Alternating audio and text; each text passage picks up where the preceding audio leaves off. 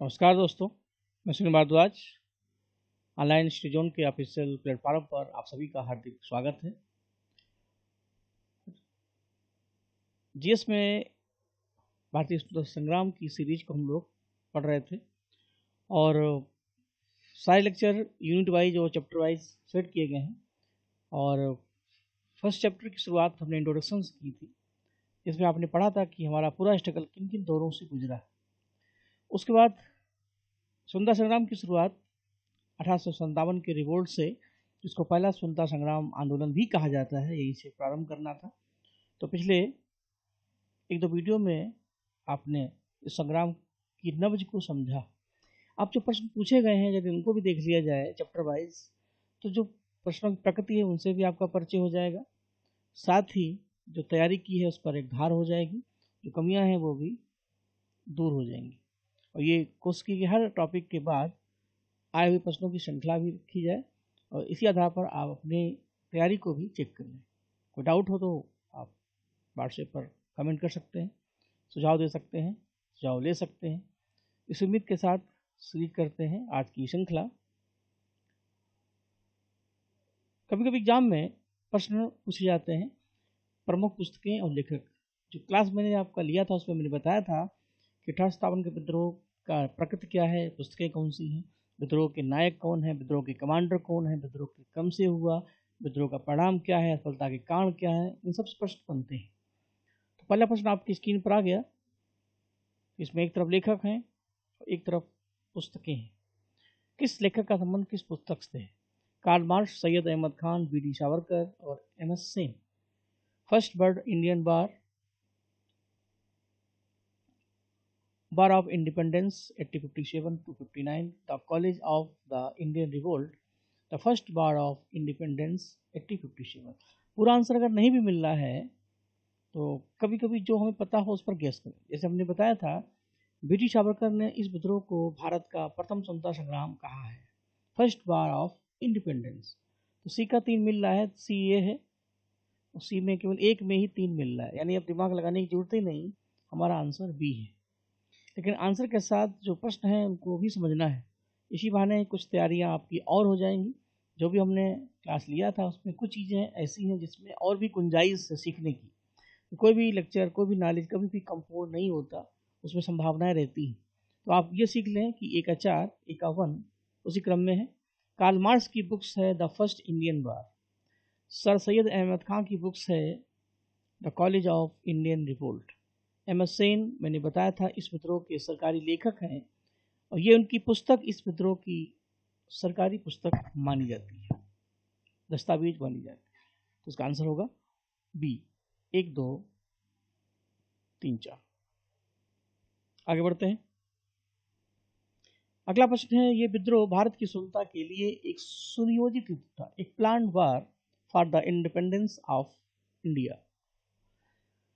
ये वाक्य किसने कहा था? SS. Sen, RC. Majumdar, Tarachand, VD Savarkar. ये विद्रोह एक सुनियोजित युद्ध था, सिस्टमेटिक तरीके से हमने इसको किया। ये वाक्य था वीडी सावरकर का। वीडी सावरकर ने इसके बारे में ये बात कही थी कि ये एक सुनियोजित युद्ध है।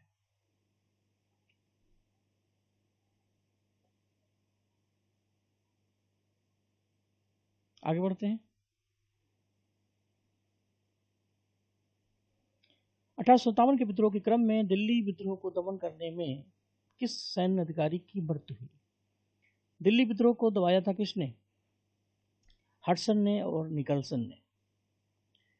तो हडसन और निकलसन में से जिसकी मृत्यु हुई वो है निकलसन।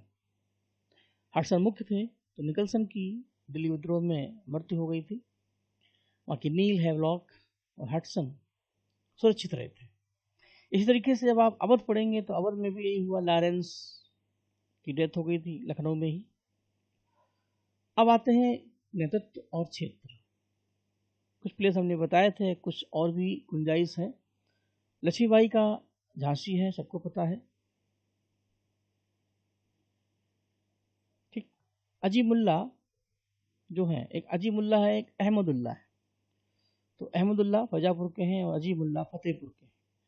मथुरा आगरा में विद्रोह का नेतृत्व देवी सिंह ने किया था, देवी सिंह और कदम सिंह। और संथलपुर जो उड़ीसा में पड़ता है, इसका नेतृत्व सुरेंद्र शाही ने किया था। तो दो नाम आपके लिए नए हैं, देवी सिंह और सुरेंद्र शाही अजीमुल्ला।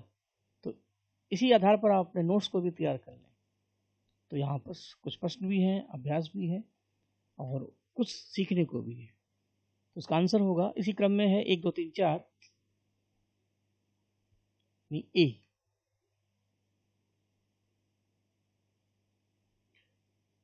1857 के विद्रोह के संदर्भ में निम्नलिखित में से किसे उसके मित्र ने धोखा दिया तथा जिसे अंग्रेजों द्वारा बंदी बनाकर मार दिया गया? आप सब जानते हैं कि इसका आंसर क्या होगा। हत्या टोपी, जिनका वास्तविक नाम है, रियल नेम है रामचंद्र पांडुरंग।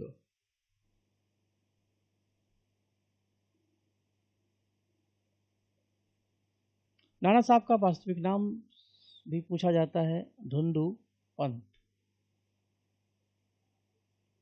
तो नाना साहब नेपाल चले गए थे, खान बहादुर खां की हत्या हो गई थी, कुंवर सिंह की प्राकृतिक डेथ हुई गोली लगने के कारण, और तात्या टोपे को सिंधिया, जो ग्वालियर के सिंधिया थे, उन्होंने धोखा दिया और अंग्रेजों ने उनको बंदी बनाया और इनको फांसी दे दी गई।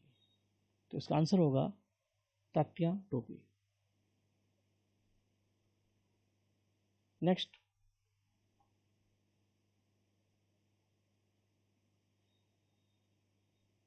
किस इतिहासकार ने लिखा है कि ये प्रथम स्वतंत्रता संग्राम ना तो प्रथम है, ना राष्ट्रीय है, ना स्वतंत्रता संग्राम? ये मैंने समझाते समय बताया था कि नाइदर नेशनल नार रिवोल्ट नार नेशनल रिवोल्ट।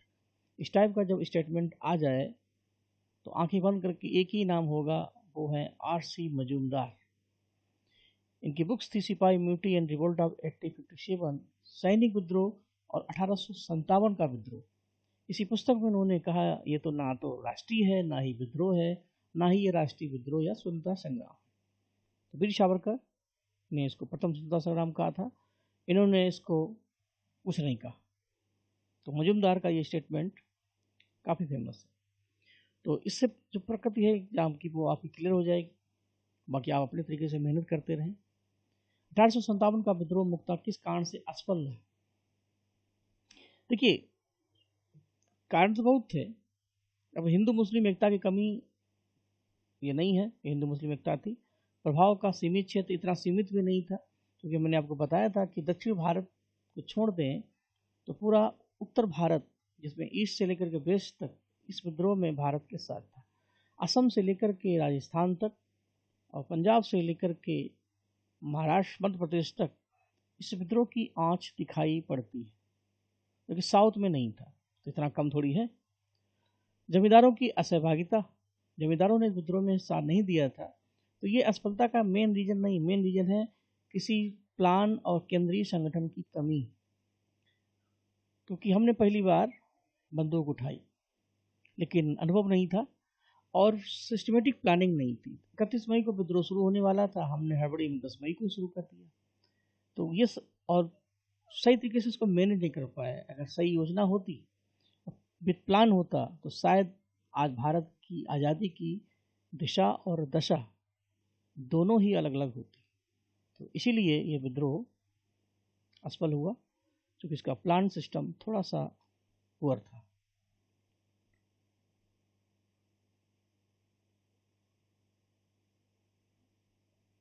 आगे,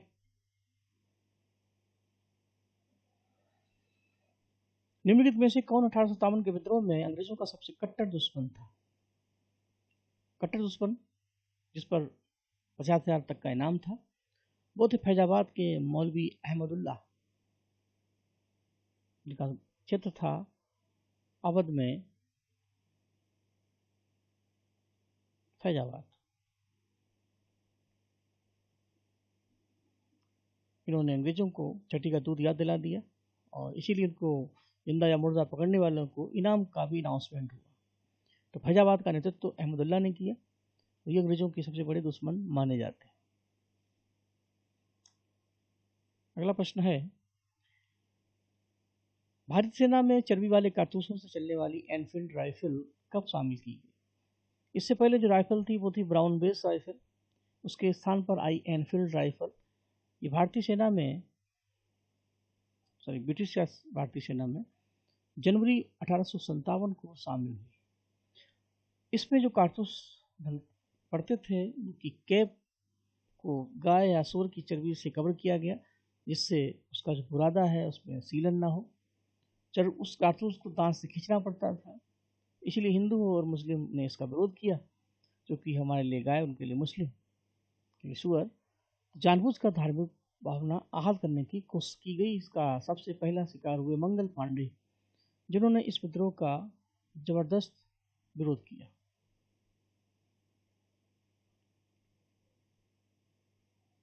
ठीक है,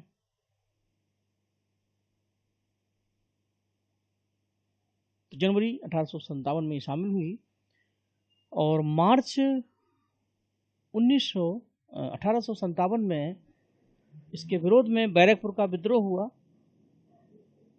इसके विरोध में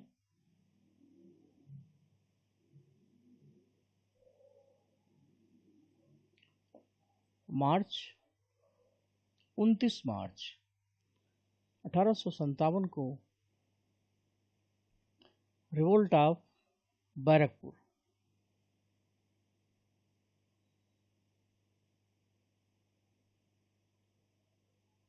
कह सकते हैं कि 2 माह के बाद में इसी में अप्रैल को मंगल पांडे को फांसी हुई। निम्नलिखित में से कौन स्वतंत्रता संग्राम का सरकारी इतिहासकार है? अभी मैंने थोड़ी देर पहले बताया था और जब लेक्चर लिया था तो भी बताया था कि एसएनसी इस विद्रोह के सरकारी लेखक हैं और इनकी पुस्तक जो है इसका शीर्षक है 1857। ये सरकारी पुस्तक है। इस विद्रोह का सरकारी दस्तावेज, जब लेखक सरकारी है तो पुस्तक भी सरकारी हो जाएगी। किन ब्रिटिश अधिकारियों ने लखनऊ में अपना जीवन खोया? जैसे दिल्ली में निकलसन, तो लखनऊ में अब निकलसन को तो निकाल दो, क्योंकि दिल्ली में ही जा चुके हैं, तो लखनऊ में क्या करेंगे? जिनकी लखनऊ में डेथ हुई उसमें जनरल नील हैं, हैवलॉक हैं और लॉरेंस हैं। तो 2, 3, 4 यानी डी आंसर इसका सही होगा। निकलसन की दिल्ली में मृत्यु हुई,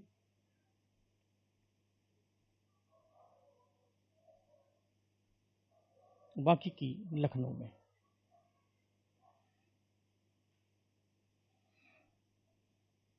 सारे अच्छे प्रश्न हैं, कहीं ना कहीं पूछे गए, चाहे वो कोई भी एग्जाम हो, चाहे टेट का हो, चाहे सीटेट का हो, चाहे सुपर टेट का हो, चाहे एसआई का हो, चाहे रेलवे का हो। मैंने पहले कहा कि जो अच्छा है वो सबके लिए अच्छा है, जो इम्पोर्टेंट है सबके लिए इम्पोर्टेंट है। तो आप तैयारी चाहे किसी भी एग्जाम कर रहे हो, चीज़ें लगभग कॉमन है।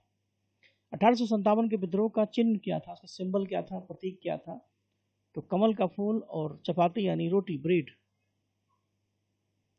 इस विद्रोह में जो व्यक्ति शामिल होंगे उनको सूचना देने के लिए ये प्लान था कि कमल का फूल सिंबल ऑफ यूनिटी, एकता का प्रतीक था, तो ये दिया जाए और साथ में रोटी। तो जो जो लोग इस विद्रोह में शामिल थे सबको ये सिंबल के रूप में ये भेंट दिए गए। तो कमल और चपाती इस विद्रोह का एक प्रतीक माना जाता है, एक सिंबल माना जाता है।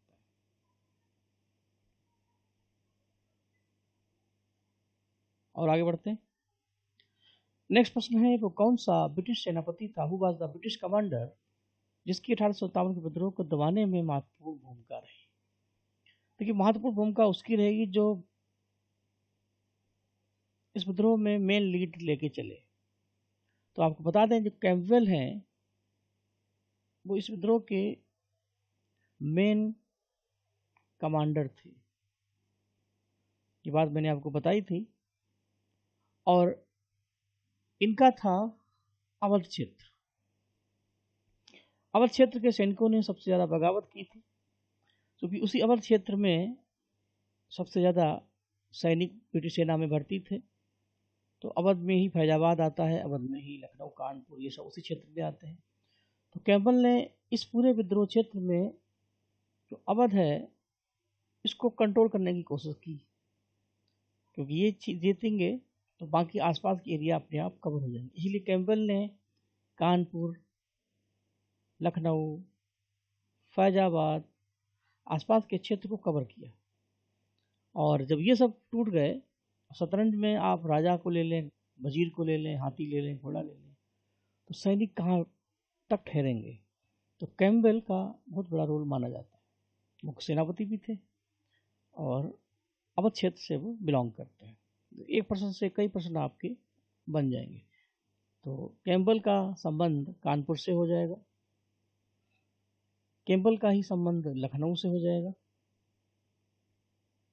कैंपबेल का ही संबंध फैजाबाद से हो जाएगा।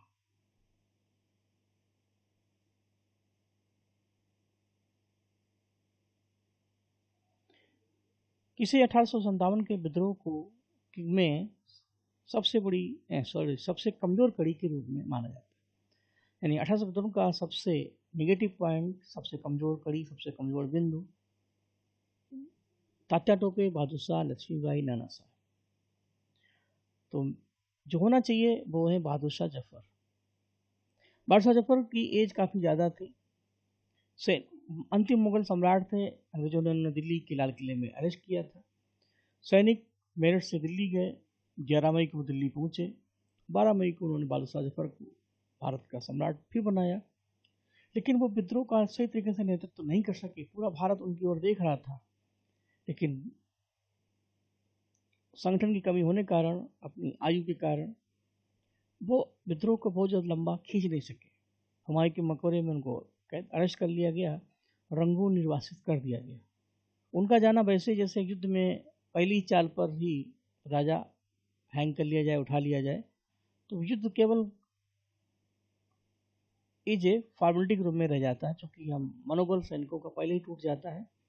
इसलिए इस विद्रोह में सबसे पहले दिल्ली को ही जीतने की कोशिश की गई। उसके बाद विद्रोह किस्तों किस्तों में ख़त्म होता गया।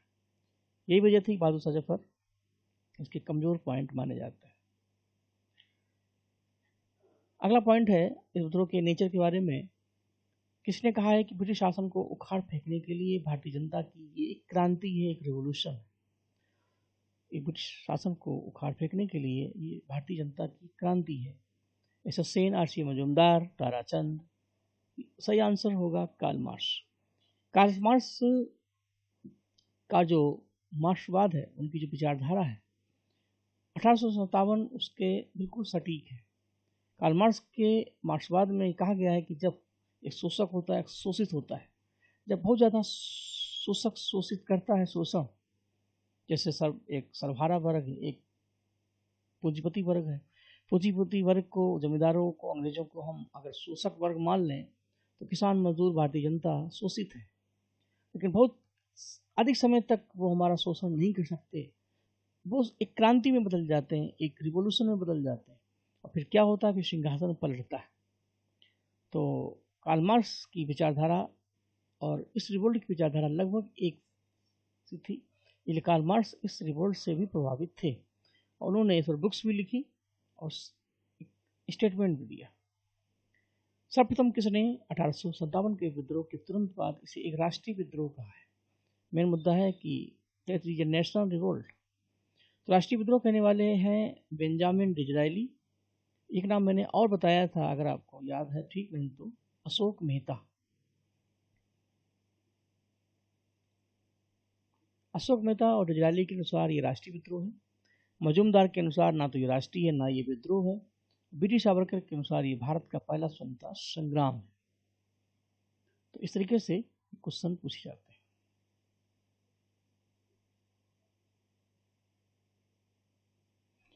बिहार के जगदीशपुर में विद्रोह के दमन का श्रेय किस अधिकारी को है। बिहार का जगदीशपुर में विद्रोह का दमन हैवलॉक, हडसन, ह्यूरोज, टेलर और विंसेंट आयर ने किया। टेलर एंड आयर, क्योंकि हैवलॉक संबंधित थे लखनऊ से, हडसन संबंधित थे दिल्ली से, हीरो संबंधित थे झांसी से। Firoz Jhansi, Hudson Delhi, Havelock Lucknow. बिहार के जगदीशपुर के विद्रोह का नेतृत्व कुंवर सिंह और अमर सिंह ने किया था। यहाँ पर विद्रोह सबसे अंत में शुरू भी हुआ और सबसे अंत में समाप्त भी हुआ था। अगला प्रश्न है, मेरठ के विद्रोही सैनिकों ने किस तारीख को दिल्ली पहुंचकर दिल्ली पर अधिकार कर लिया और मुगल सम्राट बहादुर शाह को भारत का सम्राट घोषित किया? देखिए, 10 मई को मेरठ से विद्रोह शुरू हुआ और ये लोग 11 तारीख तक दिल्ली पहुंच चुके। फिर दिल्ली को कैप्चर करने में और बहादुर शाह जफर को सम्राट बनाने में 12 मई यानी एक दिन और लगा। तो फाइनली इसका आंसर होना चाहिए 12 मई। किसी किसी बुक्स में 11 मई मिलता है, 12 के ना होने पर 11 हो सकता है, लेकिन यहाँ पर है दिल्ली पर अधिकार करना और मुगल बादशाह को घोषित करना, जबकि दिल्ली पहुँचे थे 11 मई को और इससे पहले 10 मई को मेरठ, 11 मई को दिल्ली, फिर 12 को दिल्ली पर अधिकार और जफर को अंतिम सम्राट अनाउंस किया। कौन सा क्षेत्र इस विद्रोह से प्रभावित नहीं था? झांसी, जगदीशपुर, चित्तौड़, लखनऊ। जगदीशपुर बिहार था, झांसी था, लखनऊ था, चित्तौड़ जो राजस्थान में पड़ता है। इसका इस विद्रोह से कोई नाता नहीं है दूर दूर तक। तो क्लियर है, क्योंकि जहाँ समझाने को ज़्यादा नहीं है तो वहाँ चाहते समय आप अपना भी बचाएं, हमारा भी बचाएं। मेरठ से इस विद्रोह की शुरुआत हुई। बैरकपुर ने इस विद्रोह को हवा दी। तो बैरकपुर का विद्रोह 29 मार्च को हुआ था, मेरठ में 10 मई को हुआ था। 10 मई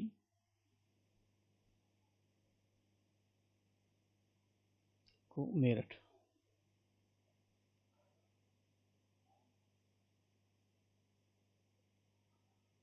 और बोले ना तो 29 मार्च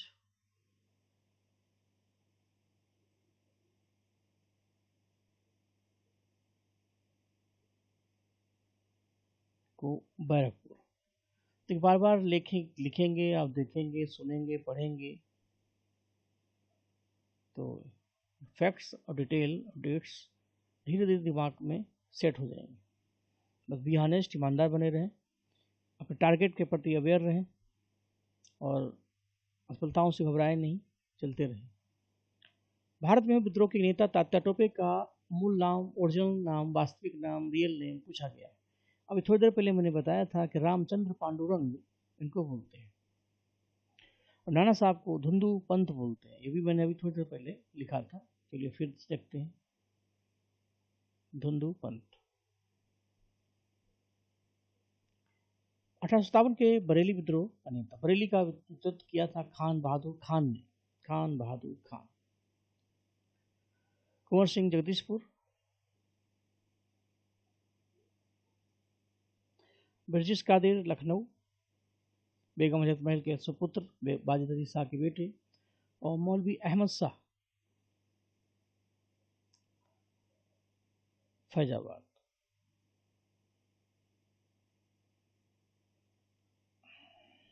आंसर होगा ए। निम्नलिखित वर्गों में से किसने 1857 के विद्रोह में भाग नहीं लिया? भाग नहीं लिया। खेतिहर मजदूरों ने, किसानों ने, साहूकारों ने और जमींदारों ने। देखिए, जो पढ़े लिखे वर्ग थे, लैंड होल्डर्स थे, वो अंग्रेजों के साथ थे या भारतीयों के साथ नहीं थे, न्यूट्रल बने रहे। तो जमींदार, भूस्वामी, जितने भी महाजन वगैरह थे, साहूकार, ये लोग इस विद्रोह से कोई मतलब नहीं रखे। जबकि किसान, मजदूर ये सब शोषित थे, जो इस उम्मीद में थे इस विद्रोह के बहाने शायद उनके भी दिन बहुर जाए, कुछ अच्छा हो जाए, कुछ मीठा हो जाए। इसी उम्मीद के साथ लोग मिलते गए, कारवां बढ़ता गया।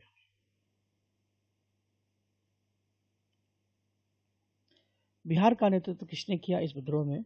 खान बहादुर खान, तात्या टोपे, कुंवर सिंह, रानी राम कुमारी। तो अभी थोड़ी देर पहले हम लोगों ने पढ़ा था कि कुंवर सिंह और अमर सिंह ने इस विद्रोह का नेतृत्व किया था बिहार में, और टेलर और आयर ने इसको कंट्रोल किया। ये बहुत अच्छा क्वेश्चन है। किस उर्दू और फारसी शायर ने इस विद्रोह को देखा? मीर तकी नूर, जौक इकबाल और मिर्जा गालिब। तो बिना किसी विवाद के मिर्जा गालिब, जो दिल्ली से संबंधित थे। दिल्ली में जब हडसन ने हुमायूं के मकबरे पर बहादुर शाह जफर के पुत्र और पौत्रों को घेरा, पकड़ा और हत्या की, तो मिर्जा गालिब वहाँ उपस्थित थे। उन्होंने अपनी शायरी में लिखा है कि मैंने पहली बार अपनी आंखों से एक रक्त का लाल सागर बहते हुए देखा। तो कुल मिलाकर के हम सीधे सीधे ये कह सकते हैं कि 1857 के विद्रोह के समय, उस समय मिर्जा गालिब वहाँ पर उपस्थित थे। ठीक, तो ये क्वेश्चन उन्हीं के लिए है। वो पहला भारतीय कौन था जिसने चर्बी वाले कारतूसों का प्रयोग करने से इनकार किया? बिना किसी झिझक के मंगल पांडे। और इसी वजह से बैरकपुर का विद्रोह हुआ था, और इसी आधार पर 8 अप्रैल को 1857 को मंगल पांडे को फांसी हुई, जबकि इन्होंने वाघ और ह्यूसन, 2 अंग्रेज अधिकारियों को घायल किया। इसमें एक की डेथ हो गई, एक बुरी तरीके से घायल हुआ। इसी के बाद फिर बाकी सैनिकों ने भी बगावत की और मेरठ से ये विद्रोह शुरू हो गया। एक और अच्छा क्वेश्चन है, 1857 के विद्रोह में जगदीशपुर के में नेतृत्व करने वाले कुंवर सिंह और उनके भाई अमर सिंह के वंशज कौन है? इनका मूल परिवार किस वंश से जुड़ा है? चालुक्य वंश, कुषाण वंश, भोग और राजा भोज। राजा भोज का जो वंश है उसी से ये बिलोंग करते हैं। राजा भोज मध्य प्रदेश के थे और इनका था परमार वंश, तो उसी से ये जोड़े जाते हैं। मंगल पांडे कहाँ से जुड़े थे? बैरकपुर से जुड़े थे, और ये विद्रोह हुआ था 29 मार्च को। बैरकपुर में वो 34वीं जो बटालियन है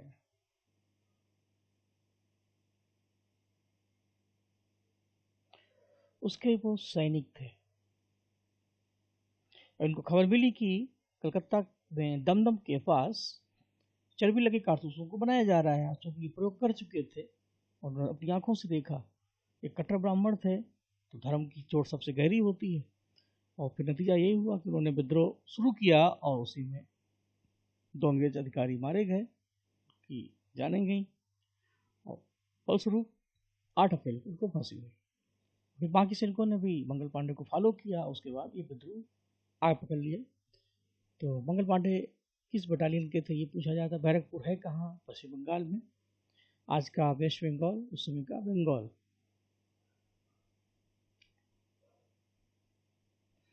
किस इतिहासकार ने 1857 के विद्रोह को स्वतंत्रता की पहली लड़ाई का, first war of independence, BD Savarkar, इन्होंने ही अपनी पुस्तक लिखी थी। उस पुस्तक में ये लिखा था कि विद्रोह भारत का पहला स्वतंत्रता के लिए संग्राम है, first war of Indian independence. इसी के आधार पर उनकी एक पुस्तक है जो उन्होंने दिल्ली में, लंदन में लिखी थी, इंडिया हाउस में। ये भी मैंने बताया था आपको।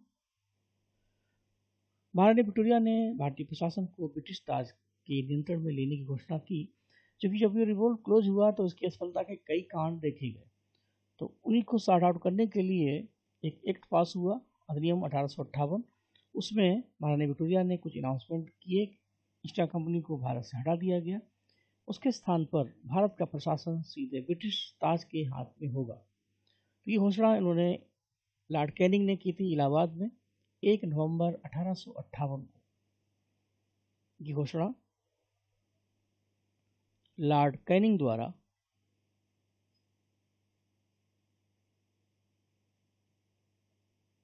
इलाहाबाद में हुई। इलाहाबाद का जो विक्टोरिया हॉल है वहाँ पर, और इसी आधार पर कंपनी भारत से रिमूव हो गई। हम ये भी कह सकते हैं कि जो 1 नवंबर 1858 है, ये अंग्रेज़ों की वो डेट है जब उन्होंने कहा कि हमने इस विद्रोह को जीत लिया है, समाप्त कर दिया है। तो ये इस विद्रोह के समाप्त होने की सरकारी डेट है, ठीक। लेकिन विद्रोह नवंबर से दिसंबर तक चलता रहा। जगदीशपुर में इसकी आँच फैलती रही, और ये महत्वपूर्ण प्रश्न है। और एक सिंपल है, जैसे आप चावल को कुकर में पकाते हैं, 2-4 दाने से हमें अंदाज़ा मिल जाता है। ऐसा नहीं कि प्रश्न इतने ही है, लंबी सीरीज है, लेकिन एक आइडिया दे दिया कि जो हम लोग पढ़ रहे हैं, जो पढ़ रहे हैं, वो किस दिशा में, अब किस दिशा में जा रहा है। तो इससे एक अंदाज़ा मिल जाएगा कि हमें और क्या प्रयास करने हैं। आप भी अपने लेवल से और तैयारी करते रहें। पुराने पेपर किसी भी एग्ज़ाम के हों, चाहे वो पीसीएस के हों, चाहे एसएससी के हों, चाहे रेलवे के हों, उनको देखें। जो आए हुए अच्छे प्रश्न हैं उनको सहेज कर और संभाल के रखें, पढ़ते रहें। और वही कोशिश हम भी कर रहे हैं, जैसे आपका चैप्टर वाइज अभ्यास भी होता रहे। तो इसी उम्मीद के साथ नेक्स्ट मिलेंगे, अगले चैप्टर में मुलाकात करते हैं। सभी लोगों को नमस्कार।